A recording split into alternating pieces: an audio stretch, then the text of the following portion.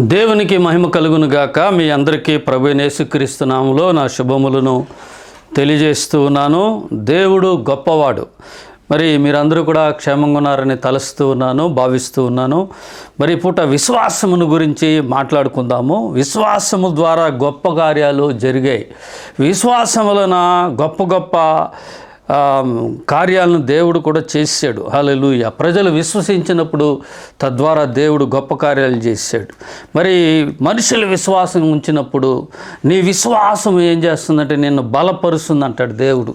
కాబట్టి మనుషులు విశ్వసించినప్పుడు దేవుడు వాళ్ళలో ఏం చేశాడంటే గొప్ప కార్యాలను అయితే చేశాడు.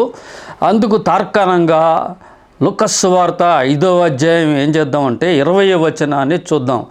ఆయన వారి విశ్వాసమును చూచి మనుషుడా నీ పాపములు క్షమింపబడి ఉన్నవని వానితో చెప్పగా అంటాడు. దేవునికి మహిమ కలుగును గాక. హల్లెలూయా, ప్రైజ్ ద లార్డ్. దేవుడు గొప్పవాడు. హల్లెలూయా. మరి ఇక్కడ విశ్వాసమును గురించి ఏం చేస్తున్నాడంటే మాట్లాడుతున్నాడు.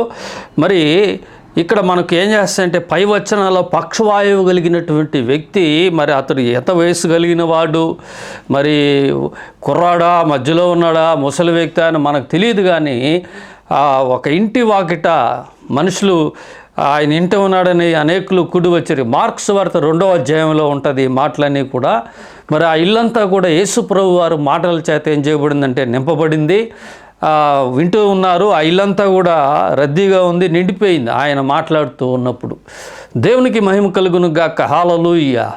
మరి అటువంటి సందర్భంలో ఈ మనుషుడు ఏం చేశాడంటే ఇంటి ఒకటి స్థలం కూడా నిలుచుకోవటానికి స్థలం లేనప్పుడు ఏం చేస్తూ ఉన్నాడంటే అది పెంకుటిల్లు అని మనకు వాక్యం చెప్తుంది. ఆ పెంకులను విప్పి అందులోకి మంచంతో కూడా దింపబడ్డాడు. అప్పుడు అటువంటి విశ్వాసాన్ని చూచినటువంటి యేసు ప్రభువు వారు కుమారుడా నీ పాపములు క్షమింపబడి ఉన్నవి అన్నాడు. దేవునికి మహిమ కలుగును గాక. హల్లెలూయా, ప్రైజ్ ద లార్డ్. వాడిని లేచి మంచం ఎత్తుకొని నడుమని చెప్పాడు. వాడు స్వస్థత పొంది వెళ్ళాడు. కాబట్టి ప్రియమైన వారలారా, విశ్వాసం ద్వారా గొప్ప గొప్ప కార్యాలను మనం చూస్తాం.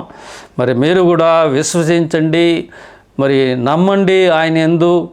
మరి మీ ప్రతి బలహీనతలో, ప్రతి ఇబ్బందులు, మనకు అందరికీ సమస్యలు ఉంటాయి, ఇబ్బందులు ఉంటాయి, కొన్ని విధమైన సమస్యలు, ఆటంకాలు ఉంటాయి, కొంత వ్యాధి ఉంటుంది. కాబట్టి భయపడకండి. ఆయన యందు మరింతగా విశ్వాసం ఉంచండి, మరింతగా నమ్మకం ఉంచండి.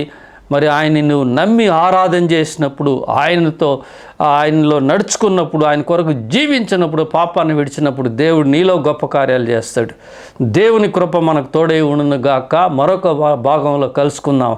God bless you all. Praise the lord.